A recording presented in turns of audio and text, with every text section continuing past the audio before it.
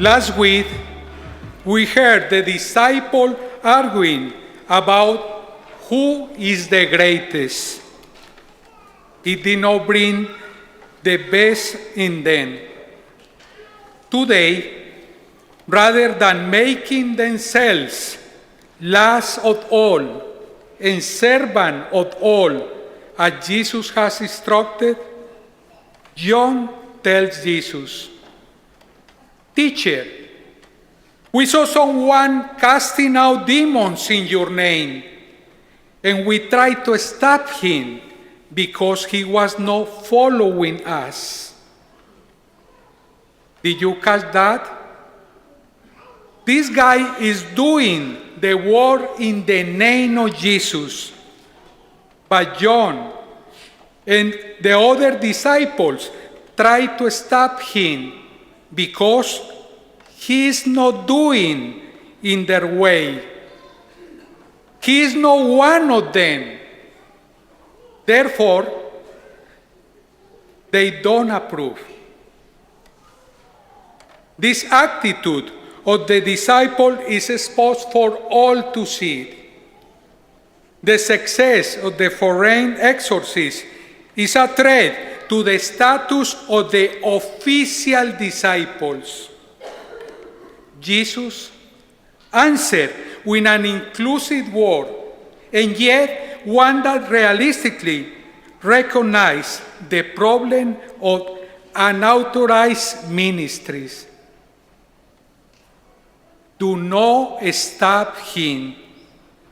For no one who does a deed of power in my name will be able soon afterwards to speak evil on me.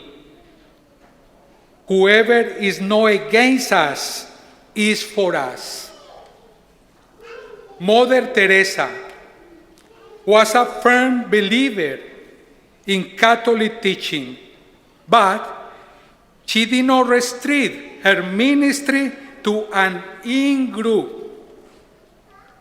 As a matter of fact, she was criticized by some Christian groups for devoting so much attention to Muslims and Hindus.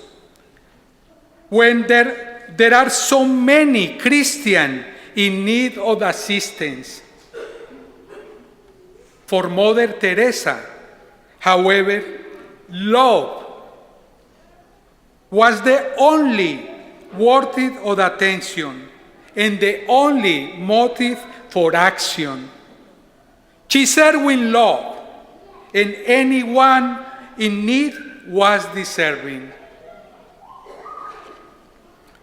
Jesus reoriented his followers toward the most important matter of ensuring that the present needs of his people be addressed by whomever the Spirit empowered to do so. One thing that we as leaders and ministers can learn from this kind of perspective is to reflect on the ministry we receive from others. Whoever gives you a cup of water to drink because you bear the name of Christ will by no means lose the reward.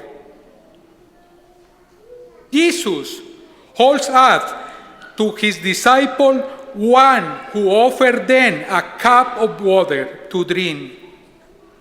With this simple act, the giver recognized in the thirsty one a shared humanity and a common thirst as a member of Christ's body. In the second part of today's gospel, we find a collection of warnings from Jesus that call us, his disciple, for a stand of self-criticism. We are directed to reflect on our own lifestyle and ministry.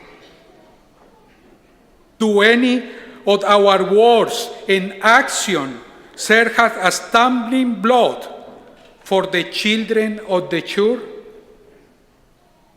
Mark uses the word of Jesus against scandal and the misuse of one's hand, eyes, and feet. Jesus does not mandate mutilation, but rather is an invitation to liberation by becoming whole in our pursuit of holiness. It liberates us to love without reservation, not trapped in the self-love where everything and perhaps everyone, even God himself, must revolve around us. Every part of us can be put into service of bringing us together to Christ. Every thought, every word, every deed is an opportunity to grow in our life as members of a Christian community. Jesus reproves the exclusive mentality of his disciples. He opens our eyes to an apostolate of wide-ranging dimensions. We should not have a one-party mentality, which would lead us to reject legitimate diversity in apostolic activities. All that matters is unity in essentials. All that matters is unity in the essentials. Every Christian has to play in the church, has a part to play in the church, apostolic work. The Lord wants apostles in the factory, the office, the university, in the home, in our family of parishes.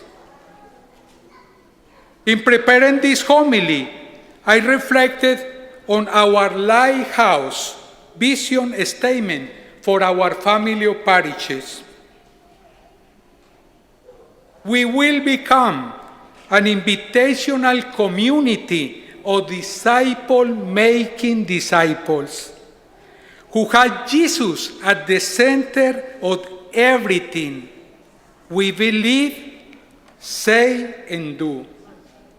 If Jesus is at the center of everything we believe, say, and do, how easy it would be to accept the apostolic activities of others. This diversity and unity would give us cause for rejoicing. The absolutely essential thing is that Christ be known and loved. As we prepare to be nurtured by the Eucharist, we ask God for the grace to walk in unity as a diverse and gifted community, being a light for the world.